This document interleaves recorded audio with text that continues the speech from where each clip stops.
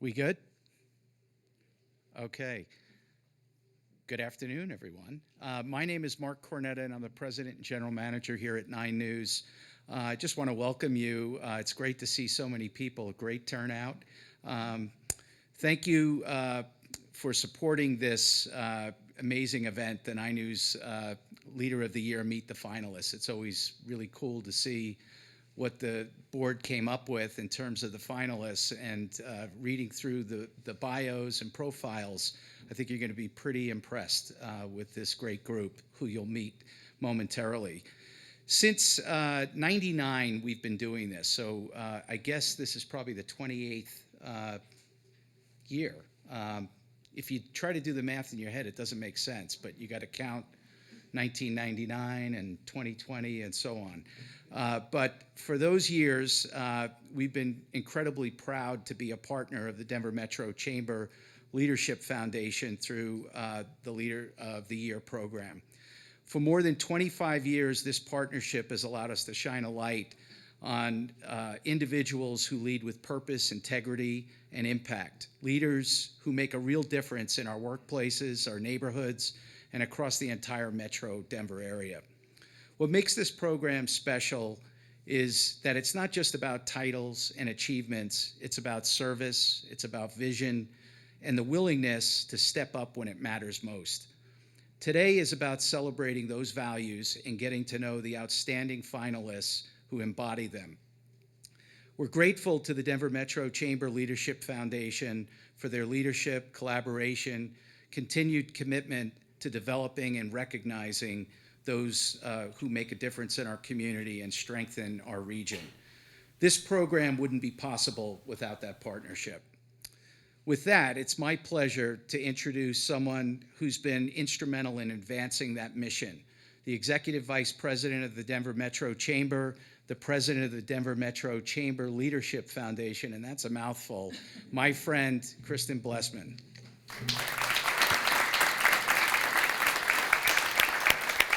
Thank you, Mark. So most of you know, at the Denver Metro Chamber Leadership Foundation, we believe in creating a community where leaders with diverse perspectives and different lived experiences come together to learn from one another and to develop deep and meaningful relationships. We all know when you get to know someone on a deeper, more connected level, it's much easier to listen to them, to empathize, and to be open to someone who thinks differently than you. And we have a track record of doing this and creating these spaces at the foundation for over 50 years. And I don't think that this work has ever really been more important than it is today. In fact, I get to learn every single day from the Chamber President and CEO, JJ Ament, who's here in the audience. Thank you, JJ. And my co-EVP, Ray Gonzalez, and the entire Chamber and Foundation team. And I'm really grateful that I get to work with accomplished, smart, and kind individuals. And I have to tell you, we don't always agree. The team can vouch for that. And we don't think alike, but we have deep respect for one another. And today, we all get to hear from 6 amazing individuals from the for-profit, nonprofit, and public sectors. I got to bear witness to their stories, and the impact these leaders had just on our interview panel was incredible. There were tears, laughter, hope, inspiration, and awe for every single one of them. And I think one of the most important things that we do as leaders is inspire people.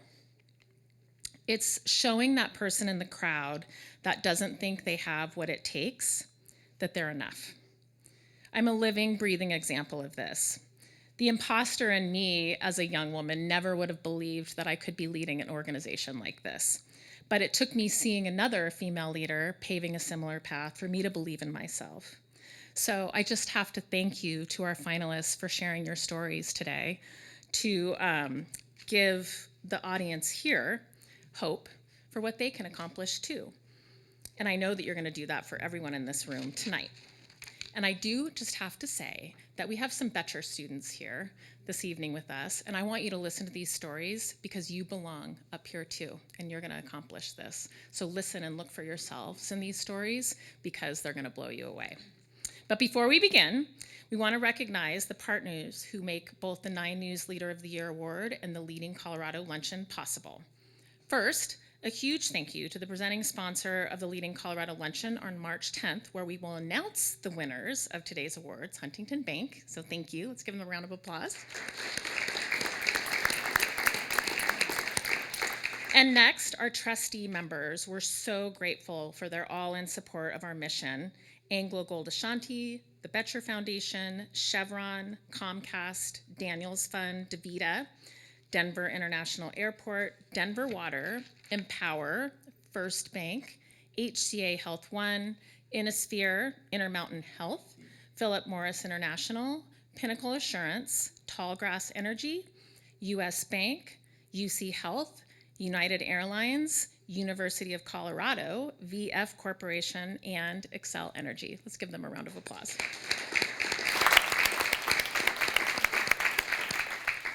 And thank you to the entire 9 News team, Mark, Jesse. We're so grateful for your partnership. And thank you for the crew and the staff here at Channel 9. This is an amazing event. We're so grateful to you. I know it's not easy. And we also want to thank a few key sponsors for our Leading Colorado Luncheon on March 10th, where the 9 News Leaders of the Year are going to be announced. So the platinum sponsors of Leading Colorado, DaVita, Molson Coors, and Suncor. Thank you so much for being our valued partners. And thank you also to the Student Leader of the Year sponsor, the Betcher Foundation. Thank you to our scholarship match sponsor, Molson Coors. And thank you also to our gold sponsors, Intermountain Health and the Nature Conservancy. And a special thanks to our silver sponsors who are displayed on the screen. And lastly, thank you to our photography sponsor, NSYNC Photography and Design. So we hope that you'll join us for the big event on March 10th. We make it easy for you. You can scan the code up here. Don't forget to register. We hope to sell out, so get your tickets and your tables fast. And now I want to welcome the new Colorado Region President of Huntington Bank, Brian KUSA.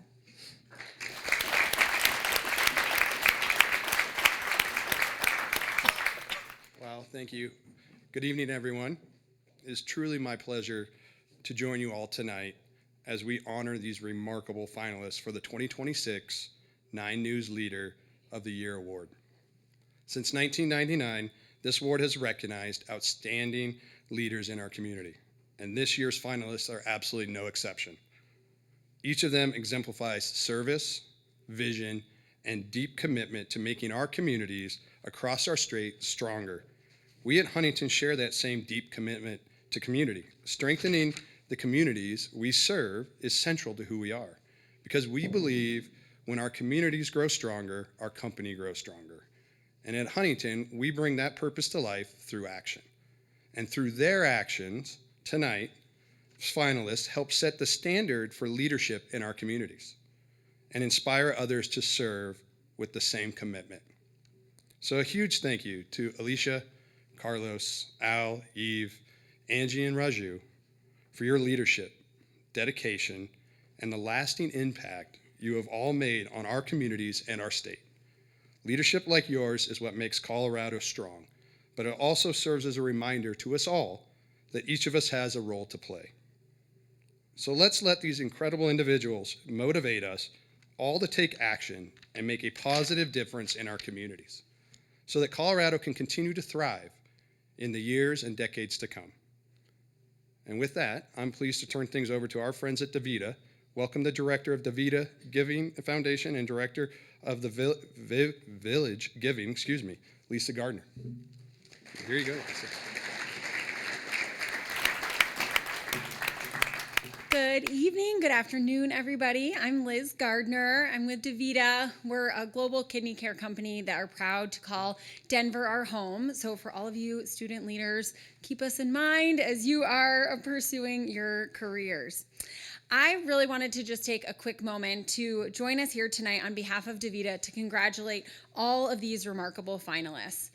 For me, when I think about why I joined DaVita, one of the things that stands out for me is our differentiated company culture, which we lovingly refer to as the DaVita way.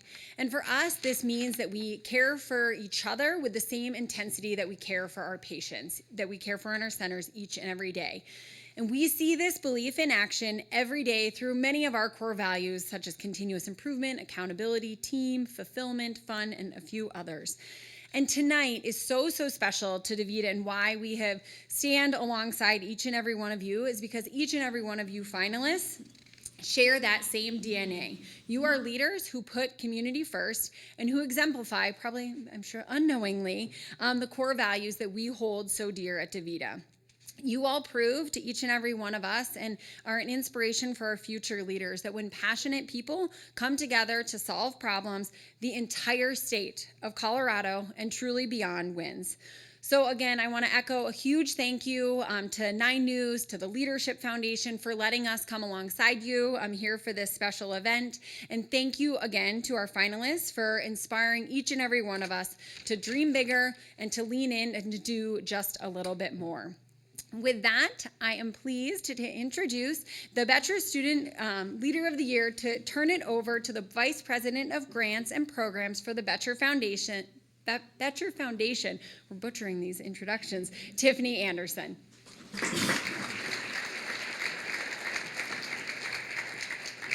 It is my honor to be here on behalf of the Betcher Foundation for the best part, I think, of this evening, because I get to introduce 9 incredible student leaders, so the Betcher Student Leader of the Year finalists. At Betcher, we believe in the promise of Colorado and the potential of Coloradans. It's always my favorite to talk next to a very large picture of myself. Potential of Coloradans, sorry, I got distracted.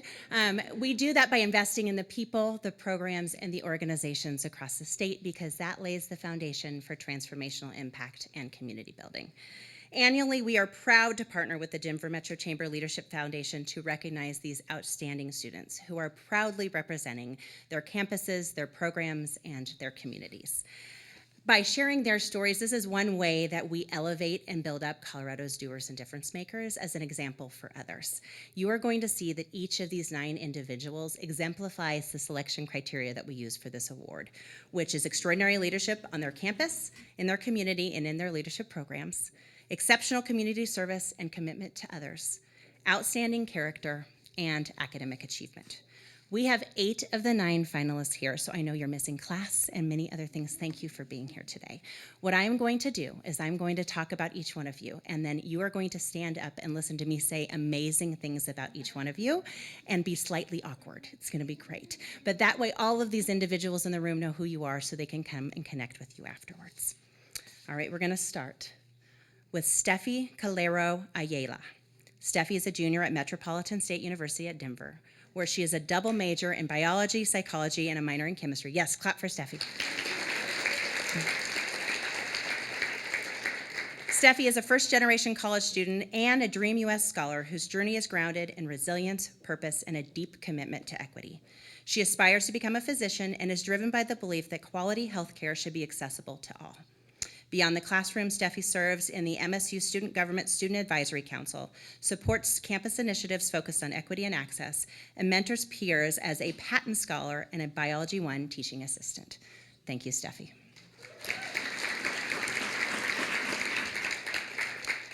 Sophia Fagali. Sophia is a senior at the University of Colorado Boulder, a Betcher Scholar, and a proud student leader in the President's Leadership class. Originally from Grand Junction, Sophia is pursuing her undergraduate degree in molecular, cellular, and developmental biology and is in the pre-med track, along with has minors in leadership studies, music, and biochemistry. She is passionate about serving underrepresented and underserved communities through medicine and advocacy. At CU Boulder, Sophia has spent the last 3 years on the PLC Student Bridge team, where she's connected students across the campus and across the state. She has co-created multiple initiatives and is currently helping do a statewide student summit with the Denver Metro Chamber Leadership Foundation that is happening later this week. Thank you so much for everything, Sophia. Jean Cook.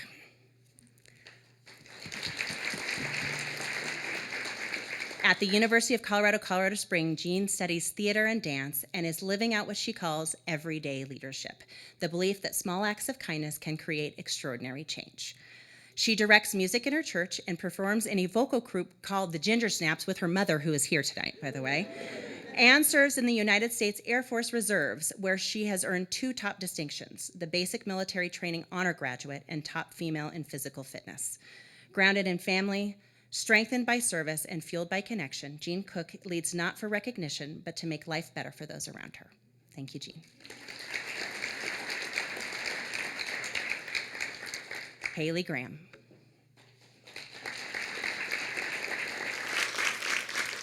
Haley Graham is a first-generation college student at the University of Denver, originally from Casper, Wyoming, where she was homeschooled until she started a dual enrollment program where she earned associate's degrees in both political science and Spanish. During this time, she developed a commitment to international advocacy and immigration law, which led her to DU for the high-ranking international studies program and the Colorado Women's College Scholars Program. At DU, Haley has traveled to 8 countries. She's learned Swahili through the Critical Language Scholarship and has become nearly fluent in Spanish as well. She works at the Office of Career and Professional Development, where she enjoys connecting with students and caring for the office fish, wasabi. Thank you, Haley.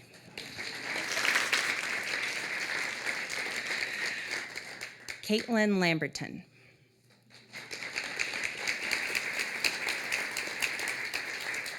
Caitlin is also a senior at the University of Denver, pursuing a Bachelor's of Science in Psychology with minors in Mathematics and Leadership Studies. Caitlin is a University Honor Student and an active member, along with a student board member, in the Pioneer Leadership Program, where she's known for leading with integrity and purpose. Caitlin's academic and research work is deeply rooted in a commitment to breaking cycles of intergenerational trauma and strengthening family systems. As a bilingual advocate and intern with many community nonprofits that serve Spanish-speaking and under-resourced families, Caitlin bridges research, leadership, and lived experience to create meaningful change. Thank you, Caitlin.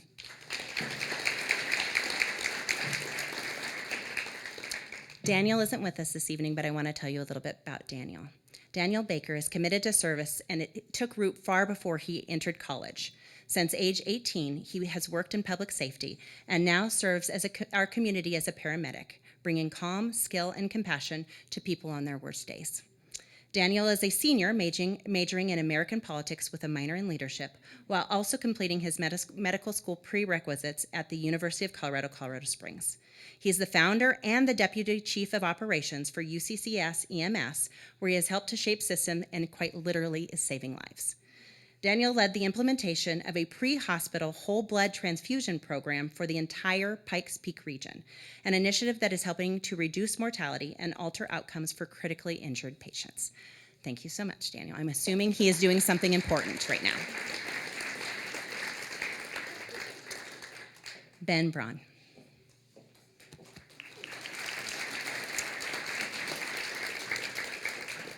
Ben is a senior at the University of Colorado Boulder, majoring in physics with minors in applied mathematics and business.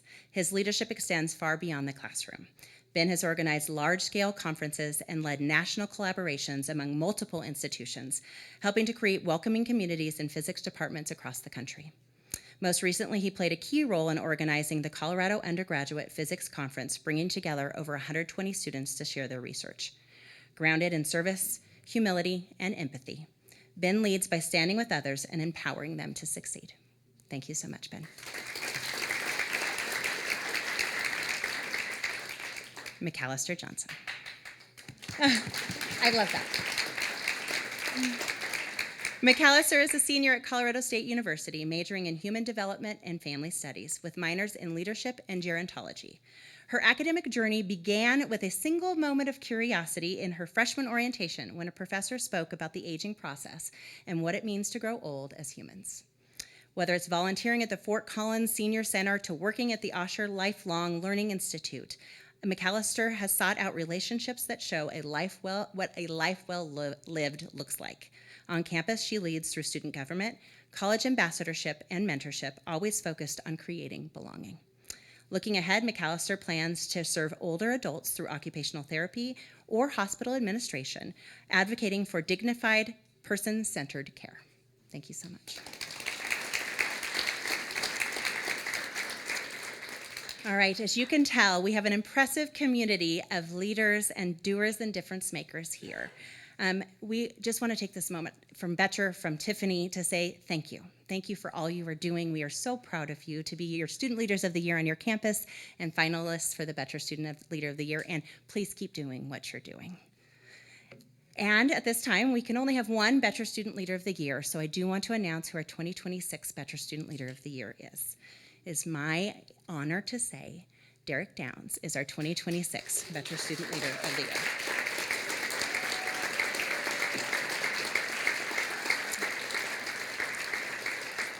All right, Derek, are you ready for this? Derek is a senior at Colorado State University Pueblo, where he's pursuing a bachelor's degree in construction management with a civil focus, along with a minor in leadership at the President's Leadership Program. Born and raised in Alabama, Derek joined the United States Army in 2003, where he served 4 years, which included an 18-month deployment to Iraq. After being discharged from Fort Carson in 2007, he made Pueblo his home, a community he continues to give deep commitment. Like many veterans, Derek faced some significant challenges after returning home, which included homelessness, addiction, and incarceration. In 2021, his life changed through the Veterans Treatment Court, a program that helped him regain accountability, purpose, and direction. Today, Derek proudly gives back as a veteran mentor, supporting fellow veterans on their path to recovery and reintegration. He is also a peer support specialist, using his lived experience to help others find hope and stability. Now, 4 years into recovery, Derek has earned his associate's degree. He is almost to complete his bachelor's degree, and he believes that education is the key to recovery. His leadership is rooted in empathy, service, and accountability, and his story stands as proof that no matter where we are in life, transformation can happen. This year, we are proud to honor a Student Leader of the Year whose path reflects the many ways that we experience and become leaders.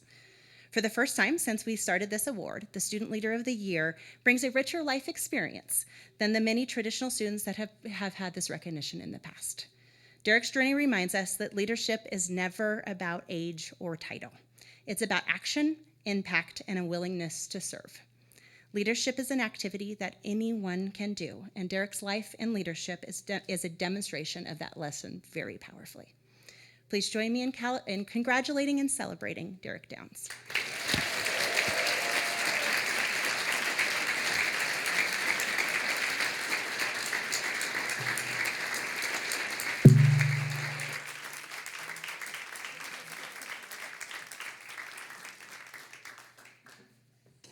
We're supposed to pretend like I'm giving you an award, I think.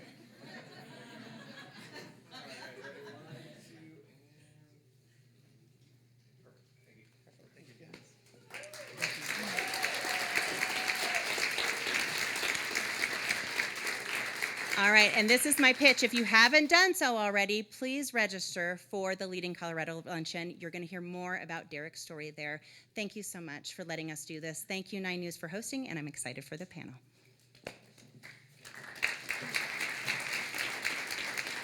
Wow. Okay. You students, every time I hear what you have accomplished, I am blown away and wondering, what was I doing at your age? You're amazing. And Derek, wow.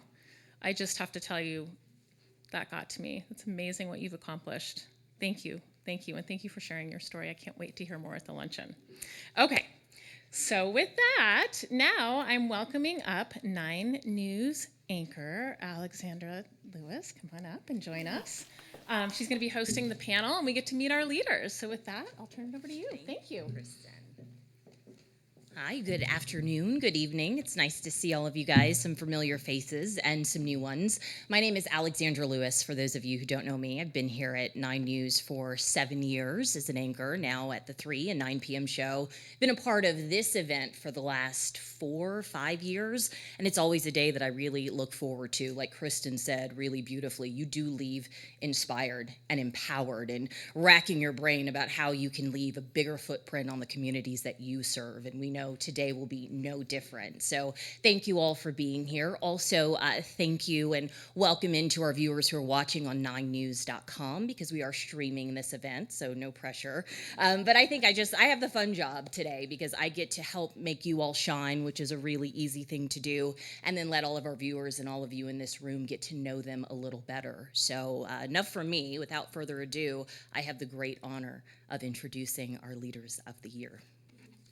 And we will start with our for-profit finalists this year. For Profit Leader of the Year award recognizes executives and entrepreneurs who demonstrate exceptional leadership, ethical business practices, and a deep commitment to Colorado's economic and civic vitality.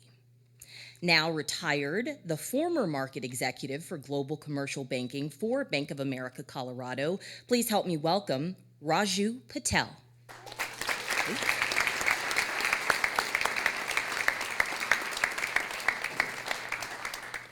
A managing partner for Launch Legal, Yevgenia Muchnik.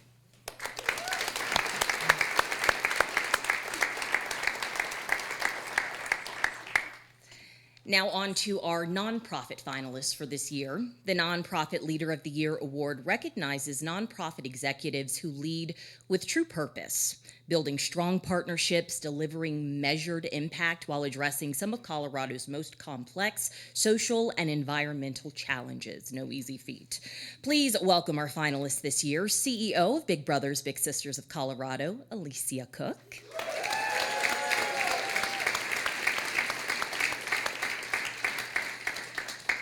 And State Director for the Nature Conservancy of Colorado, Carlos Fernandez.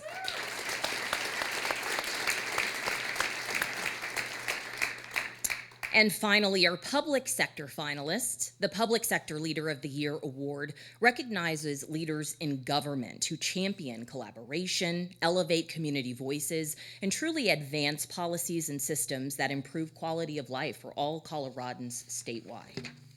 Please welcome our finalists this year, the Executive Director of the Denver Department of Public Safety and our Deputy Mayor for the City and County of Denver, Al Gardner. Hi, Al.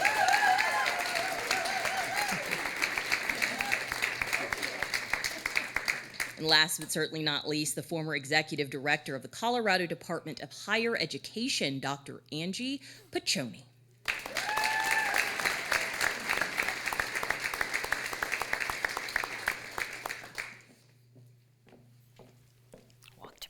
Excuse me, guys. Thank you. So we're going to start. Can you guys hear me with my microphone? I can project. It might not be on, but I'll talk loud. Don't even worry about it. So let's kind of just break the ice a little bit. So this first question will be for all of you, and it's kind of a fun one. Think outside the box, if you will. If there is one word that you could use, or someone else, let's put it this way, that someone else might use to describe your leadership style. You can explain just a little bit, but we want to keep this round kind of quick. What is that one word that would describe you as a leader? You want to start with you, Dr. Piccioni? Sure, absolutely. And can you hear me as well? Okay. How are we with sound? I don't. I'm getting some no's. Okay, we're getting thumbs up. Everyone who knows me will know the word is activator, because I believe that everyone has potential, but it's up to us as leaders to activate that potential. And that's what my passion is, to activate potential in every interaction, every day. Well said. Al? I push. I think those that work for me would definitely say that I'm a pusher in a good way. If I see and believe you can do it, and sometimes I see it where people can't see it themselves, I will push you. Yeah.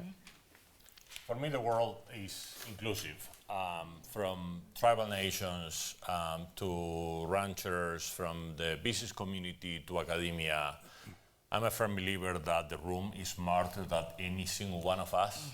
And so better decisions and better actions can take when we are inclusive. And that we can, as the old saying goes, if you're going to go fast, go alone, but if you're going to go further, go together.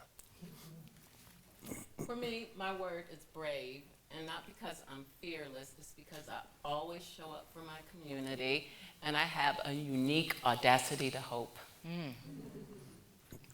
My word would be translator. I operate in worlds that don't speak the same language, between regulators, policymakers, founders, entrepreneurs that want to move fast and break things. So getting them in the same room and making sure that they're understanding each other and speaking the same language is paramount.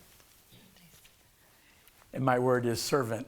I'm there to serve my team and my community. Beautiful. You all picked incredible words that are so uniquely different. So that was awesome. Thank you.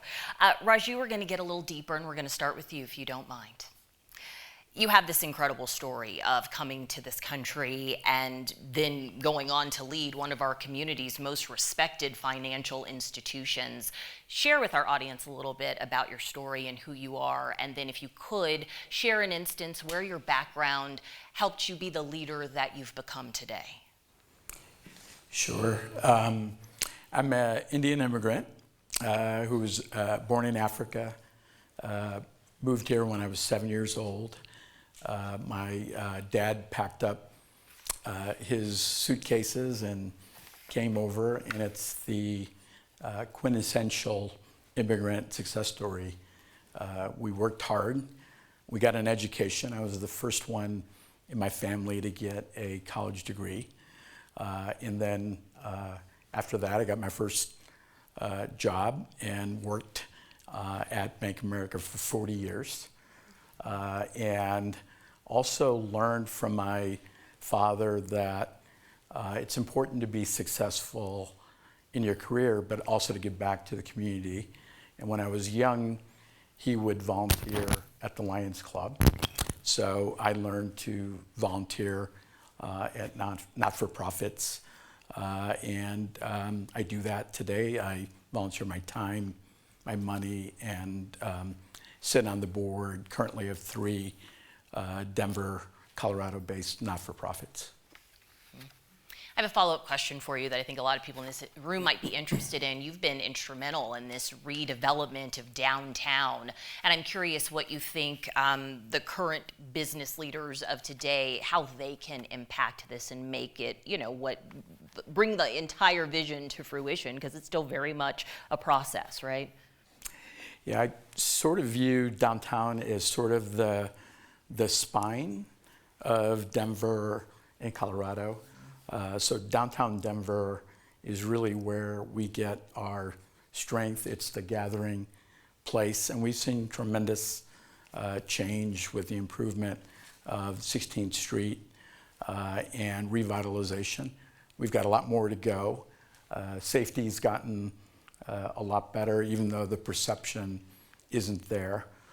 I see it as a downtown resident and also a downtown office worker that downtown has really improved on the safety perspective, but the perception still needs to be improved.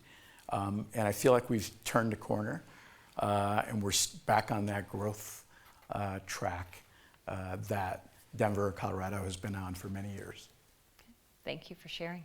Yeb, I'm going to move over to you and ask you a similar question and just sharing your background and your story and how that shaped you to be the leader you are sitting in front of us today.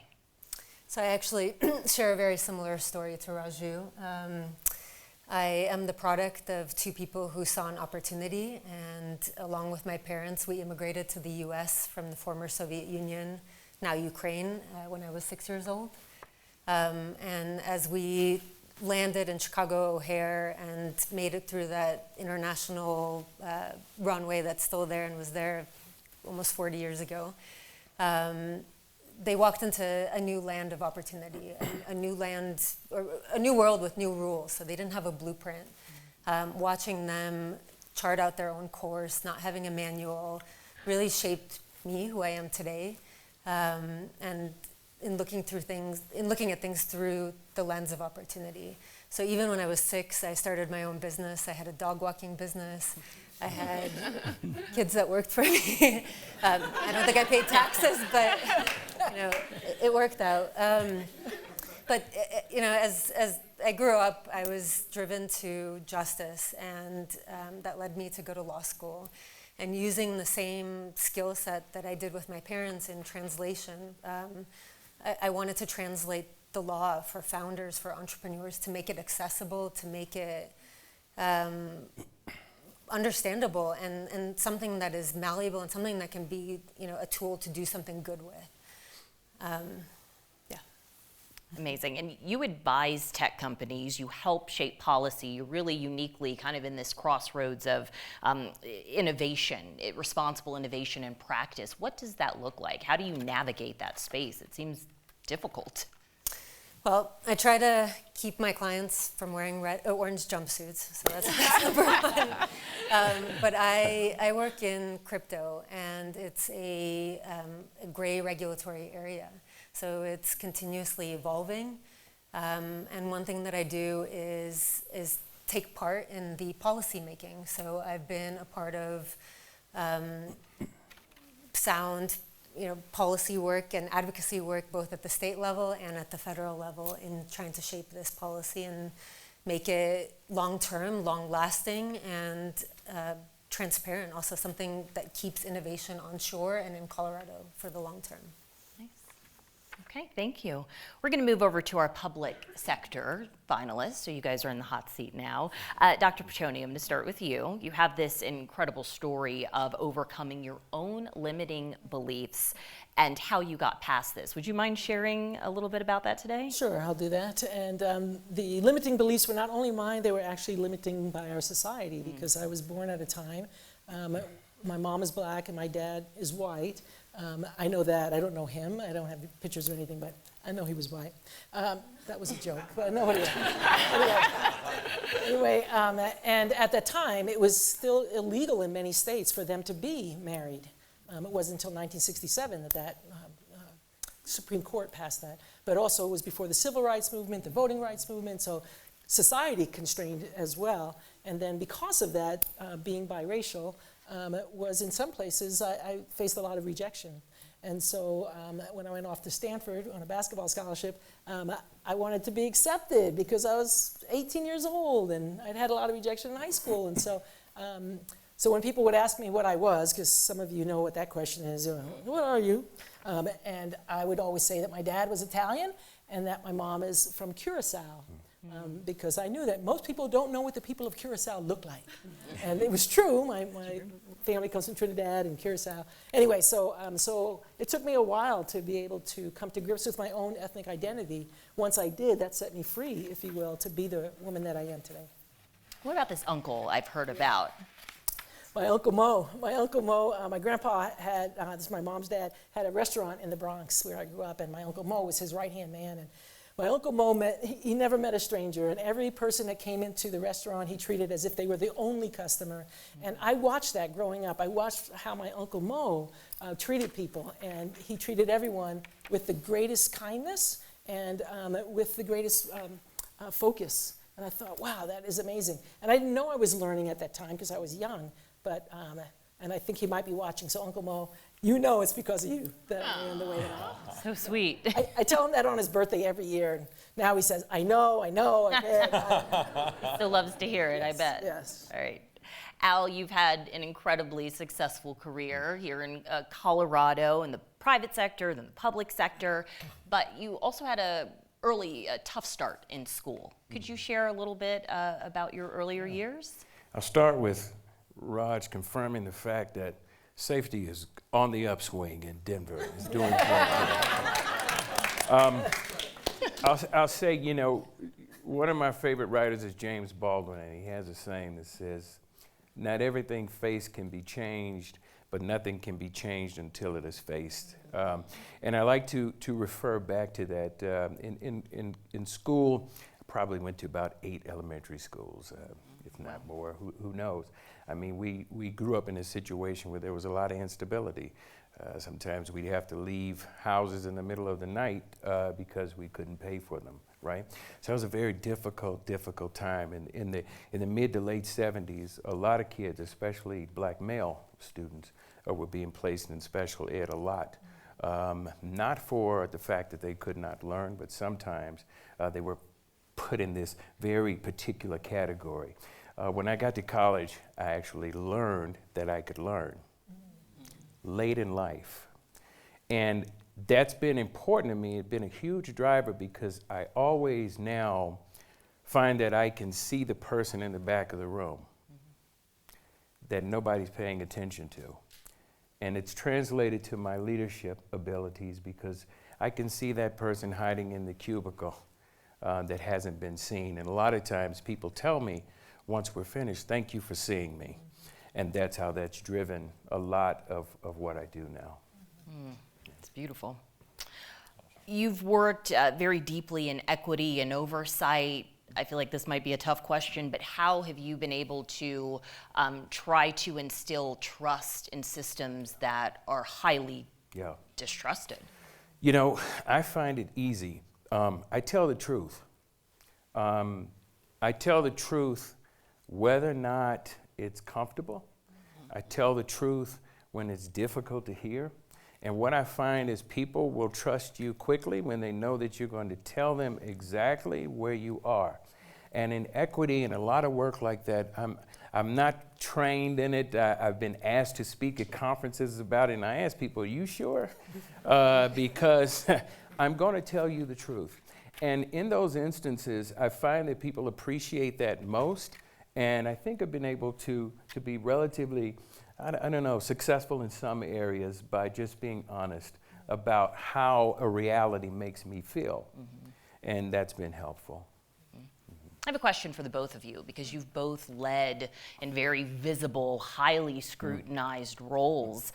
Does that ever get to you? How have you kind of let those pressures, get to you, and how do you stay grounded in moments like that? Well, those people who know me know that I was born for that. And so I love to be up front, out front, and making a difference in every which way that I can. And so whether it's in the community, whether it's in schools, whether it's with the department and on campuses. And so that doesn't ever scare me. And I think maybe Uncle Mo had something to do with that too. But so it is true. We are under scrutiny, and especially things like higher education, which right now is undergoing a lot of scrutiny. And so you have to know where you are to know where you want to go, and then analyze what is the gap and how can you fill that gap, either by yourself or with your trusted advisors. And so for me, staying grounded means I'm close to the students and also the presidents and chancellors of our university so that I know what's going on. Al? I remember what feeds me. Number one, my why I'm doing this. And it's not for the money, it's not for other things. I remember why I'm doing it. The second thing is family and friends, to be honest with you. I have a really brilliant wife that takes on all of that that I bring home every day, and the ability to share that with somebody else, and my friends who listen and reaffirm me a lot of times that you're not necessarily what you see or what you hear or what people say. This is who you are, and that's what fuels me. Very real answers. I appreciate that. I'm going to move to the center of our panel here and talk with our nonprofit finalists. And Carlos, I will start with you because I understand you had a long-term kind of plan for your life, and that changed very drastically. Talk to us about the pivot and how things change and how you press forward and you become who you are right here. Well, thank you very much. It's an honor to be here. As you can see from my accent, I come from south of the border, not New Mexico, no Texas. I come from very, very far from Argentina, over 8,000 miles away from a place called San Rafael, Mendoza, in the central west part of Argentina. For those of you Malbec lovers, that's where Malbec come from. For those of you who love mountains, that's where the Aconcagua mountain is as well, 22,000 feet. And for around 15 years, I worked as a lawyer. I grew up in a small town. I grew up connected to the land, to a farm as well. But then I went to a corporate law area, working on finance and securities. But one year, usually my family used to get together between Christmas and New Year's Eve to do a balance of the year. And I have a younger brother, he's a doctor. And he looked at me and said, how many lives have you changed this year? How many lives have you saved this year? What's the difference that you have made? Because I was very proud of talking about how many transactions I have been able to help and how many advanced, and this company bought this other company. And he looked at my eye and asked that question. And that was 23 years ago. Wow. And I never thought that that moment over dinner would basically change my life to try to do something different. So I joined the Nature Conservancy first as an attorney for the 7 countries in the western part of Latin America, moved back to Washington, D.C., where I have been studying. I went to law school in Argentina and then in D.C. as well. And then after 6 years, I had the honor of being invited to open the first program of the Nature Conservancy in Argentina, in Patagonia. So I did that for around 6 years. And 11 years ago, I was very lucky to be an immigrant, first-time immigrant to this country as well, to raise a family in Colorado. We're very, very lucky and proud to live in a state like Colorado. Talk about your work, because you build partnerships across tribal nations, media, government. When I think of leadership, collaboration is right there at the top of the skills you need. Talk to our audience about being a good collaborator and how you make all this happen. No, I appreciate that very much. And I really think a lot about kind of collaboration, as I mentioned before as well, that thinking as leaders as well that, we're just kind of one step, that the room is smarter than in any one of us as well. And what I keep thinking about the layers of collaboration as well is literally what do we need and how do we connect it to a land? From my perspective, nature is common ground. We all need nature to live. It's from clean air to clean water. It doesn't matter from where you come from. We have not only a common need for nature, but also a common goal to protect our home planet. And I have been very lucky that, again, from bringing the 2 tribal nations who are the Federal Register tribes, Ute, Mountain Ute, and Southern Ute, in our board as well, and working with them, as I mentioned, to the ranching community, to business, agreements with, I mentioned a few of the relevant names nowadays, like Vail Resort, for example, working on water. In a year like this one, that would be very, very relevant, as we know. Literally, this is 26th year of a big drought as well. And literally is the year that the snowpack has broken records since 1896. Mm-hmm. So if I go around and have this conversation to all of you, many people do like this. Yeah. That is finding common ground. Thank you. Thank you. Alicia, your leadership journey has truly been shaped by resilience, by mentorship. It's essentially what you do every day, but take us back to the younger years and how that shaped you to who you are, the leader you are right now. Well, a lot of people know my story, but I was born in the inner city of Detroit during the 1967 riots. My mom was police escorted to the hospital. I was born to a teen mom, and I was born in an area called the Black Bottom of Detroit, and it's an area that was most affected by the riots and is just now recovering. But I learned very young about mentorship, about resilience, and about hope. I am so proud to be from Detroit because my life mirrors that of many of the youth that we serve. And it was because of mentors in my life from a very early age, from 8 years old to 15 years old to 21 years of age. I knew I had potential in me. I believe all children are born with potential. We don't all have the same access to opportunity.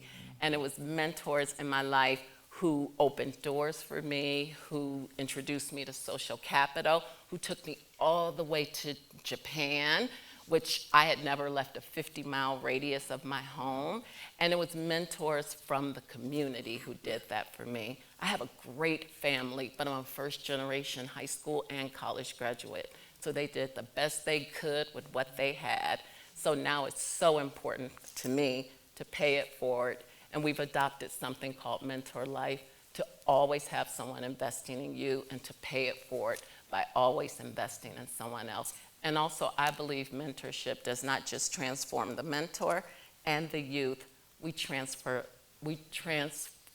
lives, we transform communities, and we leave a lasting impact on future generations. So true.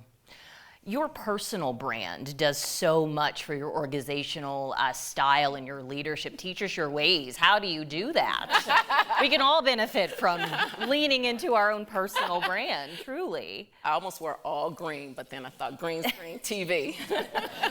There you go, smart woman. Yeah, but for me, my personal brand is about people. Like I said, I believe all people are gifted. I believe people are all good. And I believe that communities are, when we pour into our communities and we love our communities, people are burdened by so many circumstances, by lack of opportunity. And also, I believe we need to come together, especially right now. And I'm so proud when I look out into this audience, because this is my community, and you will see my community as of every race, age, socioeconomic level, everything. And that's what I want to see everywhere. We need each other. And so my personal brand is about bringing people together. My personal brand is about making sure that people know each other and love each other, because it's hard to hate up close, and we need that now more than ever. So if you came to my house to a party, you would see a rainbow of people and a rainbow of love, just like the people who showed up for me today, and I'm very thankful. World would be a better place if we all operated in that mindset, that's for sure. A question for both of you, Carlos and Alicia. You both lead mission-driven organizations, and there has been so much change in how nonprofits are funded and how they move. How do you stay positive amidst the change? Happy to go. You know, many of us have been hearing lately that action is the antidote as well to anxiety. And I try to go a tiny bit more and put purposefully action is actually the antidote to anxiety. We have so many things to do every single day. We cover about snowpack, but we can talk about drought. We can talk about how many more years we have of the Colorado River. We can talk about 24 million acres in Colorado forest, and 6 million acres need more, literally deep, urgent action before summer as well. So to me, I literally every morning I think about what am I for? I'm not thinking about what am I against, because otherwise I would be completely stuck into literally not being able to move away from my bedroom. What are we for, and who do we need to do it? How can we give a hug to this woman and work together, live in this studio as well? That is what literally kind of brings me the level of energy as well that I can work, and an amazing team and family and friends, and I have several of them here, so deeply grateful. And for me, people tell me that I am positive all the time. They tell me I'm the word toxic positivity. I don't necessarily believe in that. Don't receive that. Because I just believe, especially when I think about Big Brothers, Big Sisters, we're a 108-year-old organization. We've survived wars, we've survived civil rights, we've survived every administration, and we're still here, and we're still strong, and we're still changing lives. And that's because it's about relationships. If you have good relationships, if you give to your community, it will come back to you. And if you truly, truly believe in your mission, we will be okay. And I know Big Brothers, Big Sisters will always be okay, because we are about creating leaders, transforming people, and loving people. So my positivity comes from my community. It comes from the way I was raised. Although it was hard, there ain't nothing I can't overcome because of the way that I was raised. And my positivity comes from my children and my mentors, even those that have passed on. They've left a great legacy for me, and now I can't not be positive and not try to do my best to leave a legacy for the kids we serve and for my own children. So. Wonderful. No more division here. The questions from here on out are going to be for everyone, and we'd love to hear from each of you if we could. So just think, respond in sound bites, as we like to call it, just nice and succinct, but definitely take your time and get your point across. So this question is for all of you. So be thinking about a specific moment in your life, and this can be personal or professional, but that truly fundamentally changed the leader that you are, personal or professional. And let's start, Raju, we haven't heard from you in a while. We'll start over here. Sure. For me, I think it was when I was in college. I was struggling my freshman year, and I was fortunate to run across a mentor that really helped me turn around after I was struggling academically and mentally. And that mentor made a big difference and really helped me turn around in college. And it's been a long time, but it was a real pivotal turning point for me personally.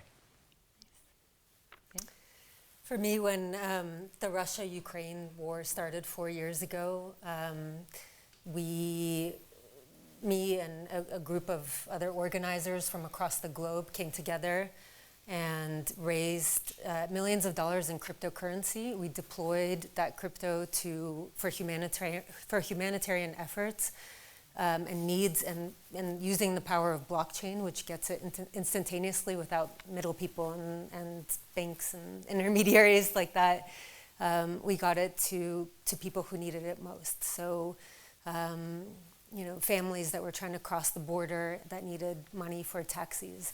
But seeing that level of coordination and agnostic technology as a tool that allowed that to happen was mind-blowing for me. That totally changed my perspective to this day on how people can coordinate around good and use technology for good. For me, it was when I was 21 years old. One of my mentors encouraged me to go study in Japan.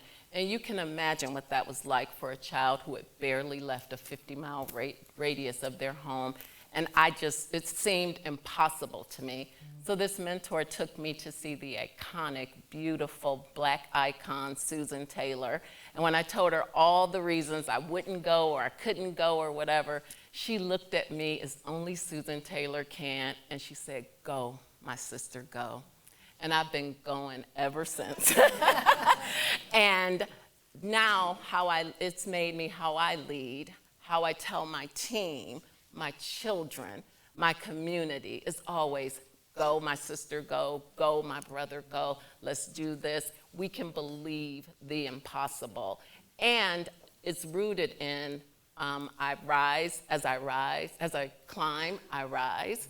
I lift others and I pull them up, because just like Raju said, there is no one in this room who is sitting where you are today without a mentor who helped you, guided you. So it's through that mentor, and Susan Taylor is still my mentor today. But my motto is, go, my sister, go, my brother, go, my child, go. Great things can happen. That's awesome. Carlos. In my case, I grew up in Argentina during the military dictatorship. And so I was a student leader as well. And my father called me one day showing me black and white pictures of me taken by military intelligence, as well as being potentially in the line for trying to defend democracy and trying to defend what I thought was right for me.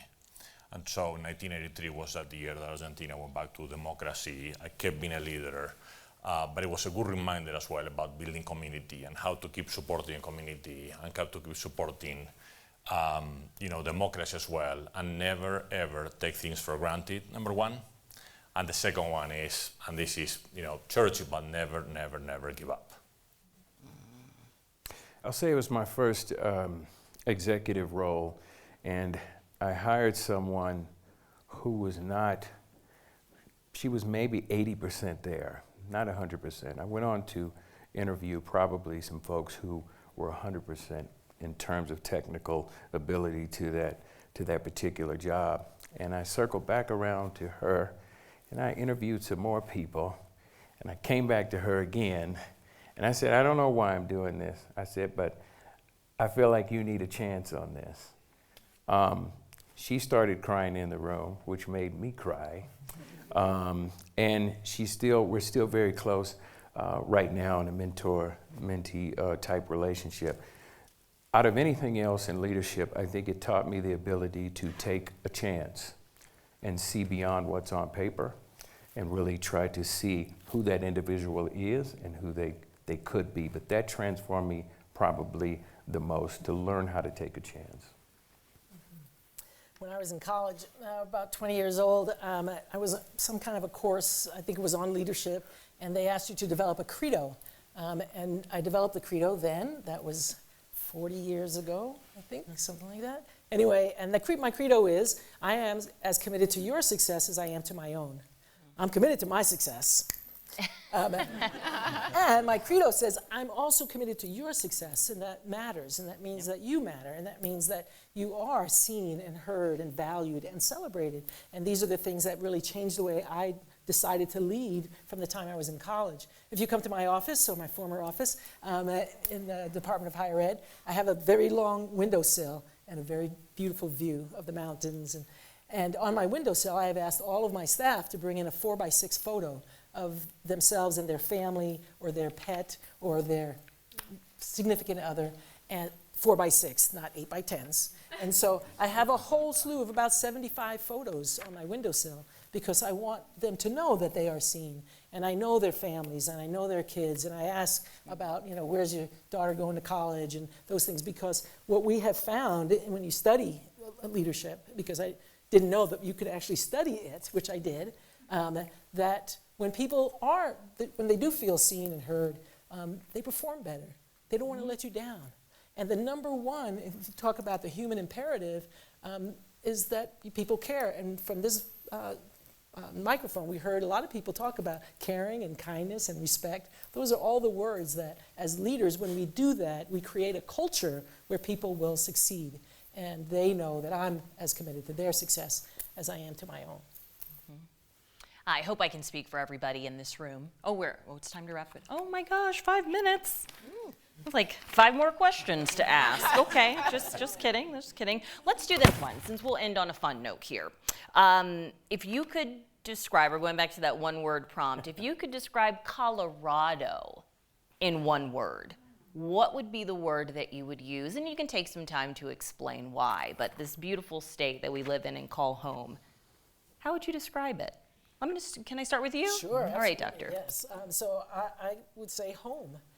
I've been here for 40 years. I've been to over 40 countries, all 50 states, and I always come back here.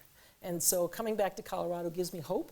When you see the mountains and you see all of the changing seasons, Colorado is my home.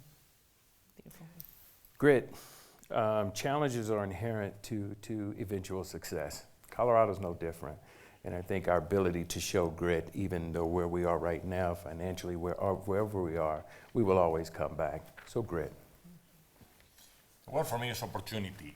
We moved 11 years ago. I had a 3-year-old daughter, 3-week-old, daughter when we moved as well. And if I reflect about the last 11 years in Colorado and see that I have been involved in the creation of Fish Peak State Park, the 42nd State Park, and last year, a few months ago, launching the Colorado strategy, which is the first ever, plan for conservation, outdoor creation, and climate resilience, together with, around 12 other partners. When you think that you can actually act upon and make a difference on future generations to come, a heavily accented, Latin man coming from Argentina as well 11 years ago, and being able to be involved and make a difference for my daughter and for future generations to come, Colorado's opportunity to me.